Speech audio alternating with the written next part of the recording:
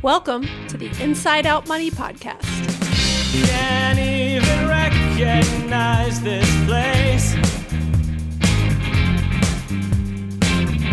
Too many pieces of our past mistakes. Hi, I'm Maggie, and I believe real change starts from the inside out. So let's work together to improve our money and our lives from the inside out. We will explore all things money and our relationship with it. Join me each week with a rotating set of co-hosts, friends, and interviews. Let's jump in. It's time, we going round and round and round and round. Hey, Andrew. Hey, Maggie. I'm very excited for this discussion today Same here. because I will just start with you are one of the most disciplined people I know. But before we get into that, let me just remind people where you're at. Welcome to the Inside Out Money Podcast. This is a personal finance podcast focused on redefining wealth from the inside out. Each week, I speak with a rotating set of co-hosts about a different financial topic to help you improve your financial mindset and tactics. Today, we have co-host Andrew here, and we are going to talk about the concepts of deprivation versus discipline and how understanding and leaning into both of them can improve your finances and then your lifestyle more broadly, I would argue. Mm-hmm. And Andrew, I just said it, but you are one of the most disciplined people I know, perhaps the most. And you have a full life. You don't seem deprived of things. And so I've wanted to do this episode topic for a while. And you were the one, I think I told you a while ago, I was like, I want to do this one with you. Yep. Because I'm not throwing shade at anyone else and any of the other co-hosts and their levels of discipline. But outside of just the even just my husband, I'm throwing shade at him for sure. But in terms of all the people I know in the world, I'm not sure I can think of someone else who is more disciplined than you. And I'll give some examples. That as a compliment. It is. I mean it as a compliment. And I'll give some examples for other people who perhaps don't realize how you might be disciplined. But you've never had any alcohol in your whole life. You don't really watch TV, which has always baffled me. And I'm always sort of impressed by / concerned for you. And I'm not concerned about you're not drinking alcohol. I'm not concerned about anything else. You're really disciplined when it comes to athletics and your cycling and your training and cycling to work and all these things. You're very disciplined with your eating. And you recently, I was going to we were talking before this and I was like, well, you've gotten, mostly plant-based. And you were like, no, you're pretty much fully plant-based. As of a month ago, how long has it been? Maybe 2 months. About 3 weeks. No. Okay. I feel like a month ago were texting me some questions about it. You were curious. You were vegan curious, if you will. And all of a sudden, this is a testament to your discipline. Overnight, it seems like, or perhaps in a week, you were kind of you had some questions. You were like, I don't know if I can cut this out. I don't know if I can cut this out. But as you were asking questions and learning about alternatives and other things, you very quickly made the shift. Mm-hmm. Yeah. That requires a lot of discipline. Yep. And I think, a lot of the discipline comes from goal seeking, right? I'm very goal oriented. And so I also have a strong ability to focus on something. Mm-hmm. And so, whether it's the athletics, whether it's the paying off the mortgage, whether it's the saving for retirement, right, on a financial sense, or even something as simple as I went to my doctor in January and he said, your cholesterol is too high and either you need to go on statins or you need to change your lifestyle. And so I was like, we are going to get that cholesterol down. I'm definitely not going on statins. And so the alternative was, let's clean up the diet. And that's how I became curious about that. And was that the impetus for some of the plant-based?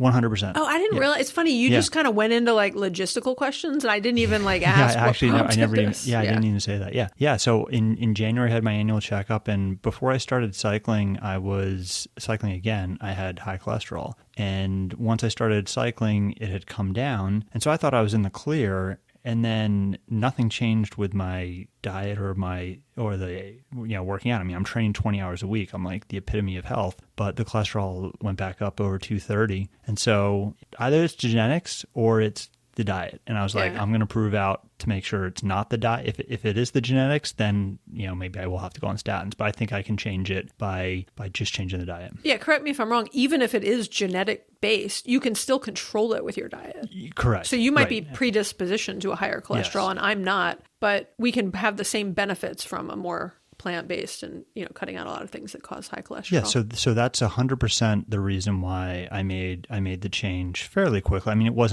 not overnight. Like I kind of eased into it through Yeah. January and the beginning of February and started testing some things out. And then mid-February, I kind of was like, okay, I think I can do this. And then, the only things really are just kind of consuming some stuff out of the pantry that we still had, like some regular mayo or some Parmesan cheese and pesto. And right? those are, small for all intents and quantities. purposes. Yeah. Yeah.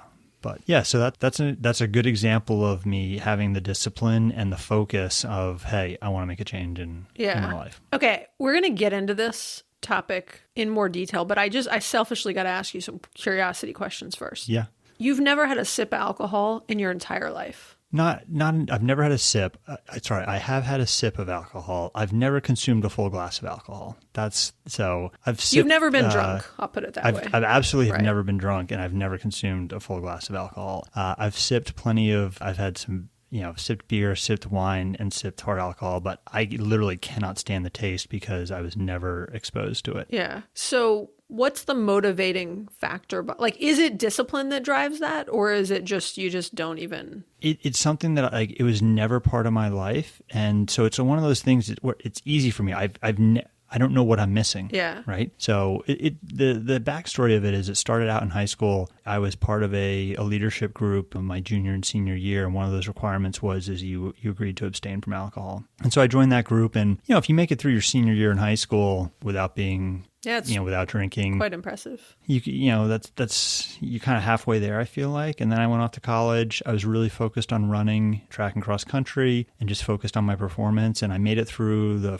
my freshman year of freshman cross country season without drinking. If you can do that, Also, you're home free. That might be harder than... Because at that point, you're maybe of legal age. It's easily accessible. Yes, and, absolutely. Yeah. So you can make it through a year or two of college without drinking, and you're home free from there. Yeah. And then Crystal doesn't drink either for personal reasons. And, it's actually how we met. We were the only two sober people at a party. And so it's kind of a funny story that's how we ended up meeting. And I was asking her why she wasn't drinking. She was asking me, and then the rest is history. So, that's cool. it certainly, I think it helps with your partner as well, not drinking. Yeah. So it's never been part of the conversation with us. Yeah. And so, that's the backstory on that. That's a really cool story. And I agree, no matter what it is, it often helps if your partner is aligned because you spend so much time with them. And so, Right. I think Greg and I have very similar drinking habits in the sense that we really don't drink that often. I mean, we socially drink sometimes if the environment or the mood is right, but we really don't like drink at home with it. When it's just the two of us, we rarely ever drink. And anyways, as I get older, I have like less and less interest in alcohol, interestingly, because I just realize how it makes me feel and the aftermaths and the impact on my health and all these other things. So anyways, not the point of this podcast, but it's just interesting to me because that I think is an example of, it does take some level of discipline to continue those things. Though admittedly, your comment of like, well, you can't miss something you never had before. Right. Okay. What about TV? Because that's one that I think requires discipline, but yeah, TV is something that I think this just comes down to kind of my efficiency angle. Like I'm always trying to, work on something, whether it's my cycling or my work or my career. I always felt like sitting on the couch and watching TV is just such a waste of time. Yeah. And that I'm always thinking about what could I be doing with that time by sitting on the couch. Right? Yeah. If I wanted to veg out and just relax, I'd much prefer to read a book than to watch TV. Yeah. My team jokes with me at work, like if you want to find someone who knows absolutely nothing about pop culture and what's going on, I'm the guy. The people are talking about what happened at The Bachelor last night or something like that. I just have no clue. But you do know a lot about many other interesting topics in the world, just not pop culture. Yes, right? Correct. Just not pop culture. I just have no interest in it whatsoever. Okay, well, those aren't the best examples of discipline. Yeah. but still fascinating. I mean, they are in a way because you are, sorry, I should take that back. Because you're not as like pulled to it, I guess I would say. Like for me at this point, it takes discipline every time I don't hop on the couch and watch TV in the evenings. Like it requires a level of discipline for me. And I think it requires less discipline for you at this point. But there were points in your life where, you made a conscious decision to say like, I agree with you. TV can be a huge time suck. I also find it incredibly relaxing and kind of cathartic in a way. But I would get a lot more done in my life if I didn't watch TV. I can, admit that. Doesn't mean I'm going to stop, but I certainly often am like trying to limit the volume of it. Yeah. Okay, let's actually jump into like the concept here, right? So we want to talk about deprivation versus discipline. I think it helps to just start with like basic definitions. Yeah, so deprivation is the state of lacking something essential or desirable versus discipline, self-control, consistency, and adherence to rules or principles. It can often lead to positive outcomes. So two very different concepts there. Yeah, I think they're like two very different concepts, but to me, they're sort of like opposite sides of the same coin. So one you can frame up positively, which is discipline. Right? Tends to lead to positive outcomes. Like you just said, one, you can kind of frame up negatively to deprivation, that you're lacking something, you're not allowing yourself to have something. And I think they're so interesting because to me, your mindset wise, you can take one and reframe it as the other, right? Like you can have a glass half empty view and call it deprivation, or you can have a glass half full view and call it discipline because you're choosing these things, right? I think the difference is like the true definition of deprivation implies that it's like an involuntary or something negative, right? Versus discipline implies that it's intentional, purposeful, leading to personal development. Like you said, you've always had a lot of goals and you're very kind of outcome based and goal based in how you lead your life. And I think deprivation can have more of this scarcity mindset and focusing on kind of what's missing. Again, while discipline kind of embraces like structure and growth. And so that's why I say they're like, to me, two sides of the same coin in a way. And I think you can position it how you want to. Yeah, I think one of the key word there is essential, right? It's lacking something that's essential. And some people might say that the discipline I have in certain aspects of my life, they would consider deprivation. Yeah. And I think to them it would be. Right, to them it would be. Yeah. And I think it's just a different mindset of if you are content with what you have, you are much less likely to feel that it's deprivation. Yeah. And I think that comes to, yes, it applies to personal finance, but I think it applies to lots of different aspects of your life. Like me, for me, like my decision to not sit on the couch for an evening and watch TV, like that is not deprivation for me because I just don't have an interest in it. Yeah. Whereas other people would view that as, well, you're having discipline to not do it. Well, I don't need any discipline because I don't have an interest in it, right? I'd say like in the personal finance space, if you think about spending and you think about things that you really want that are above your needs, right? So this is the extra fluff. I'll use my own example, right? Like we've talked about this before. I like bikes. I was going to tell you, what if you couldn't have as nice of a bike? What if I said you can't afford that? Yeah, and I think that is more having some discipline, but being satisfied with what you have, right? Would you feel deprived if I said, I have to take away the nicest bike you have and you're going to have to use a level down the B-team bike to race now? Absolutely. Okay. Because at my level, it makes a big difference. So like if Yeah. you said to me, Andrew, you can't use your $10,000 time trial bike anymore. And I'd be like, absolutely no way. I'm not selling that bike. You've got to pry it out of my hands. You'd find a way, you'd trade off something else, right? Yeah, absolutely. I would. And you kind of did at one point. Like, I mean, again, this to me is a discipline, not deprivation. But you've talked before when you got back into cycling, because you were, for people who don't remember the history, you were an avid, serious cycler when you were was it in college or post-college? Because I know it was post-college. When I first met you, you were... Yeah, right, yes. It was just after we graduated from college. Yeah, and then you stopped for a while. And you got back into it in your 40s, right? 40s? Yep, exactly. Yeah. And well, I think just the bike example is I'm exercising some discipline to not buy a bunch more bikes. and I kind of have to think to myself, like, I'm content with what I have. I've got, could I go spend a bunch of money on some more? And yeah, absolutely. Yeah. But I think it's like thinking through, like, just being content with what you have. Yeah. And what I was going to say is when you got back into cycling, you made a conscious decision to sell your Tesla because Right. you were about to rebuy some very expensive bikes again. Right. And like it's about trade-offs sometimes, right? Yeah. Same thing with, people, people's hobbies ebb and flow throughout life, right? And like, cycling was a good example for me where kind of it came into my life, then it left, it came back in. But other hobbies like photography for me has been one where, I've spent money on buying camera gear, but then I'll sell stuff and be okay with that. And I think it just comes down to some of your interests and the ebbs and flows of where you are in life. And, things change, right? When kids are introduced, suddenly time's a little bit different. So some of those key life events make people kind of rethink some of their spending habits. Yeah. So I think a couple of examples are helpful to compare the concept of deprivation versus discipline. I think health and fitness and financial are two easy categories to give examples in. Absolutely.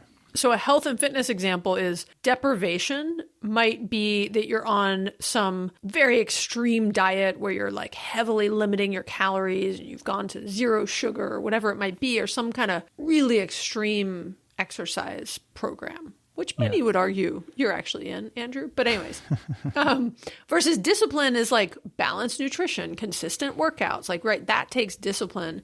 Mm-hmm. Depriving yourself is like not feeding yourself, not getting enough calories, right? Not getting enough nutrients. Right. And I think the financial version of that is, there are people who practice extreme frugality and kind of, right. I'm trying to think of examples because I do think. Well, I mean, Mr. Money Mustache is a pretty good example. Like you look at his example in his early years of the posts. I mean, there was tons of debate. Like he was living off of like $16,000 a year. I mean, something that's pretty darn aggressive. I mean, he had a crazy high savings rate, and he was able to retire very quickly because he lived such a frugal life. And a lot of the talk in the fire sphere per se, I think probably 10 years ago was a lot of it was about frugality. Yeah. And it's been interesting to see the shift in this space specifically because now, there's a lot more people talking about conscious spending and not the extreme frugality side of things. I think it helps that people have seen the market gains over the last 10 years and people are just in a much better place typically who were good with their finances. If you were good with your finances 10 to 15 years ago, you set yourself up because the last decade has been so incredible. And so I think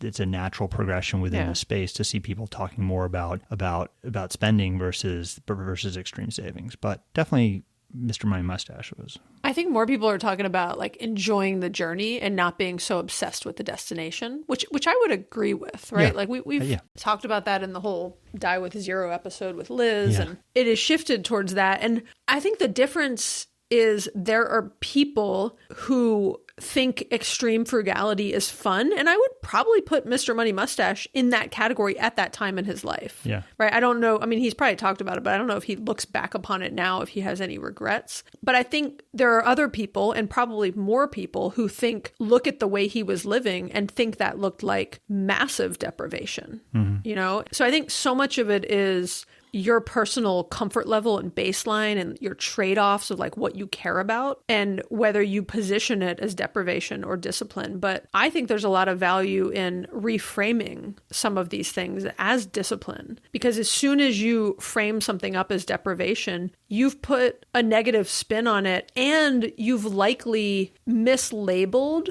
your wants versus your needs. Right. And we did a whole Friends on Fire episode. I can put a link in the show notes too on the concept of wants versus needs. But Andrew, when you read the definition of deprivation, it was the state of lacking something essential.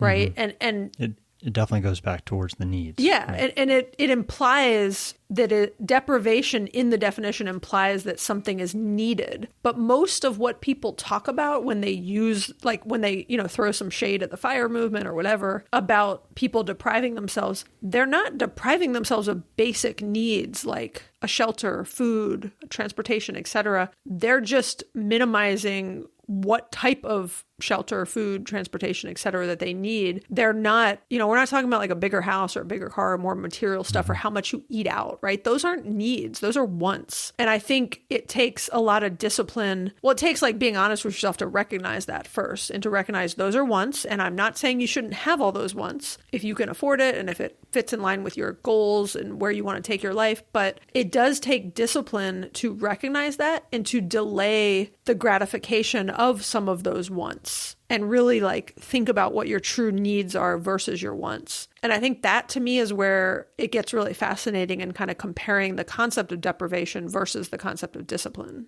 Mm-hmm. Well, one thing coming back to the FIRE movement and the concept that people think it's deprivation, a lot of people look at it as a competition, right? And it comes kind of, if you think about what I said earlier about the goal seeking, right? People know that the higher you can increase your savings rate, the faster you can get to the goal, right? It's that spread between what your income is and what you save and what you need to sustain your lifestyle. And so the greater the spread of that gap between your income, your lifestyle, and what your savings rate is, the faster you can reach your FIRE goals. That's the essence of Mr. Money Mustache's original post, right? This shockingly simple math of early retirement. And so some people would say, I'm taking these steps to be disciplined to save in order to reach the goals and to achieve what I'm focused on. Yeah, I often think of that just tied to my own early retirement. And, there was a time when I wouldn't even necessarily use the word deprivation because I still, again, felt like I had so much. But I definitely, some people would have said I, quote, deprived myself of things that I otherwise could have had. But in that, I gained a massive amount of freedom. Mm-hmm. Right. And I also think just an interesting thing that I was just thinking about as you were talking, Andrew, is I think the greater the privilege we have in life and the privilege we're born into and have for various reasons, from our skin color to the neighborhood we grew up in, to all sorts of factors, the less disciplined we have to be in some ways. And I'll kind of double click on what I mean there, as in I recognize for me to get to early retirement, I had to, you could say it two different ways. I had to deprive myself of less, and I had to be slightly less disciplined than somebody else because of the amount of money I was making, right? So I could still hit my early retirement goals because I had a higher salary. I could hit it faster and with less trade-offs. I still had a lot of trade-offs compared to everybody else around me. But if I compare myself to people that weren't around me, in a different part of life, in a different part of the world, whatever you want to compare it to, it required way less discipline from me and much less, quote, deprivation. Really, I'd argue no deprivation because I still had all the basic things I need. And I don't think I could say it's depriving myself to eat out less. I still have very delicious, healthy food options that are abundantly available to me. That's not deprivation. Yep. And that's where I just think the two concepts are so interesting, because I think there's an awful lot of people who misuse the word deprivation and are actually maybe should just be talking more about discipline. Yeah, I think that there's a blurred line there. Like we said earlier, people's perspective, you may look at someone's choices in life as being deprivation, but they may just be exercising their own discipline and they're happy with it. They're happy with those choices, right? I think ultimately it comes down to, are you happy with the choices that you're making? Yeah. And that's kind of the ultimate point is you're living your life to how you want to live it. Yeah, I think that's a great point. And we talked about trade-offs a little bit too. Everything's a trade-off, right? So the reason I often wouldn't position something as deprivation is that I'm actively making a thoughtful and intentional trade-off. And so, I mean, I think, if you want to use the word deprive, you should, deprive in a very intentional and wise and deliberate way. So, for example, I deprive myself of meat and dairy because there's a lot of reasons but one of them is a big one is for my health. I would like, and I am experiencing better health outcomes because of my food choices. And so, yes, I every now and then smell some fried chicken, or, if you're from Atlanta, the Varsity. Don't even really like hot dogs, but they got a good chili cheese dog. I haven't tasted it in 10 years, but you could say I deprived myself of that, but it's really a trade-off I'm making because some other things matter to me more than that food. I'm early in this journey, and I think there's probably a little bit mixture of both. I'm definitely feeling a little deprived without Crystal's chocolate chip cookies, but I think that over time I will, once I start to hopefully see some results here, that it'll make it worth it. I mean, I don't want to put all the work on Crystal here, but there's like really good vegan chocolate chip cookie recipes. I have not explored any of those. I also need to explore some vegan chocolate as well. Oh, so tons of it, Andrew. And you can send those also, my way. I know Crystal's an amazing baker, and she'll get to this eventually when you motivate her. But Whole Foods has amazing. They're like incredibly expensive, but they're like amazing vegan chocolate chip cookies. And they're in like every Whole Foods all the time. You walk into any one of them. Anywhere in the country I walk in and they've got them. I really like brownies, and Crystal makes her brownies with vegetable oil. So yeah, I figured that's an easy one. Brownies are easy to make. And I got to find some vegan chocolate chips to go on them. Everything is easy to make. You can get vegan chocolate chips like Kroger everywhere. A lot of chocolate has cocoa butter in it. That's not dairy, by the way. Yeah. It's not hard to find any of that now. Okay. There's a lot of things that are like accidentally vegan that you wouldn't even realize don't have dairy in them, and many chocolates. Okay. So we'll talk about improving.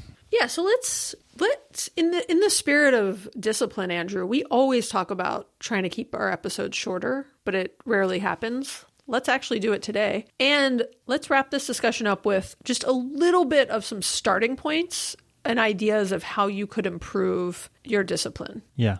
I want you to start with, what's your number one piece of advice you would give somebody who's saying to you, Andrew, I want to be more disciplined. What can I do? I think people are very motivated by goals and achievement. And I think in these in whatever it is in life, having a goal that you're working towards and a very clear objective helps drive the discipline. Right? I mean, just using my own example, if I said that, hey, I want to eliminate meat, dairy, and eggs from my diet, just because, I don't think I'd be that successful. But I have a very clear goal, and I'm very goal driven, as I think a lot of people are. Same goes for in your work life, right? Like we just went through all of our budget processes in January and February. All of our goals get set. Me and my entire team are focused on hitting our sales number, right? We are marching towards that, and everything we are doing is trying to achieve that. So I think just having a very clear goal, and I also think that discipline is like any muscle. You got to work on it. You have to work on it, and you have to practice it. It doesn't come overnight. Yeah. And I'm a big fan of routines, right? I think getting in, having the goal set, figuring out what are the things I need to do in order to achieve that goal, and then putting the routine in place that will help you execute that. I think those are really broad strokes, but they can apply to anything, whether it's fitness, whether it's your diet, whether it's trying to hit your goals at work, or anything. Have a goal, figure out the routine, and then execute it. So if it's I think those are great, Andrew. If it's financial, your routine might be that you have agreed you're going to start tracking your expenses in Monarch, which Andrew and I both now use and love. Yes. And then that you're going to create a weekly review with your spouse or with your partner or whoever, or just with yourself if you're doing it on your own. And that would be an example of a simple routine of every week, I'm going to go in here at, whenever it might be that works for you, and I'm going to review this. And I think, I agree. I think that consistency kind of builds discipline over time. And then you see the benefits from it. And that builds a lot of powerful momentum where you're then more motivated. It's like compound interest, right? It just keeps getting better over time. And I think you're right that it takes practice. And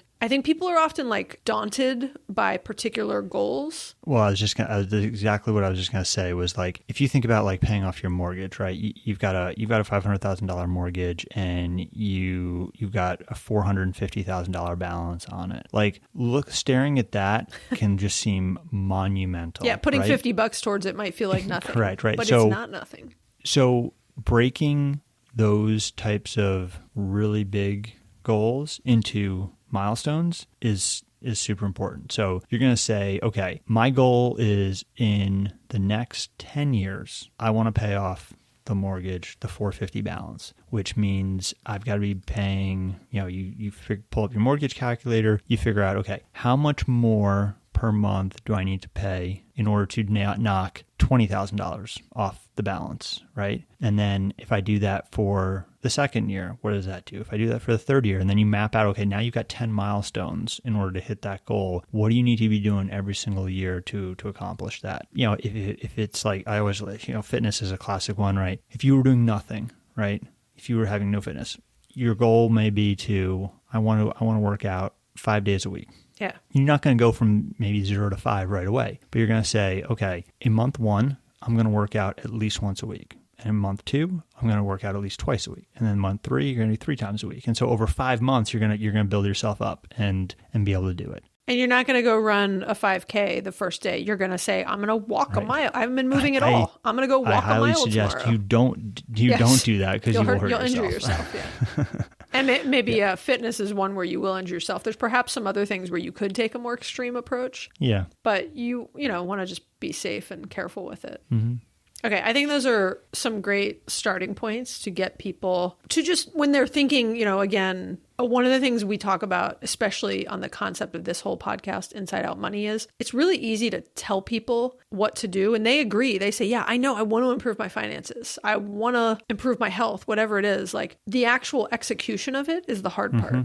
Right. And so I think I just like ending this discussion on some more tactical tips on how to actually improve your discipline. So as someone that's highly disciplined, thank you for sharing, Andrew. And thank you all for listening. We really appreciate you spending some time with us. We know your time is limited and valuable. And look, we talk about discipline, like it takes discipline to choose to listen to a podcast like this that's on something that will better and improve your life versus, I can't think of another example, but I don't know, watching TV. But to be clear, I'm going to go watch a TV show after this and eat some vegan chocolate, Andrew. What are you going to watch? I am going to finish watching The Challenge, which I love. It's an MTV show. And I will say, one of the things I love about The Challenge is like, it motivates me to be physical and to like do like, cause all they're doing are these like crazy athletic feats and they're working out all the time. And so to me, it's actually like a very motivating show that like keeps me active and fit. Not while I'm watching it, perhaps. I mean, sometimes I'm feeling really lazy, like while I'm watching it, I'll actually like lift some weights and like do some curls or something. But anyways, we hope you have enjoyed this episode. If you want to leave us a written review on Apple Podcasts, we so appreciate it. That takes discipline, right? You finish this episode, you move on to the next thing you're doing. If you really like appreciate Andrew and I and the time and energy we put into doing this podcast and we make no money from it and we don't have ads in it and that's all by design, use some of your discipline today to go leave us a written review because we really appreciate it. If you have thoughts or questions, we'd love to hear from you. You can leave a voicemail or text us at 404-981-3370 or hit us up on Instagram. Okay. Thanks, Andrew. Thanks, Maggie. Bye.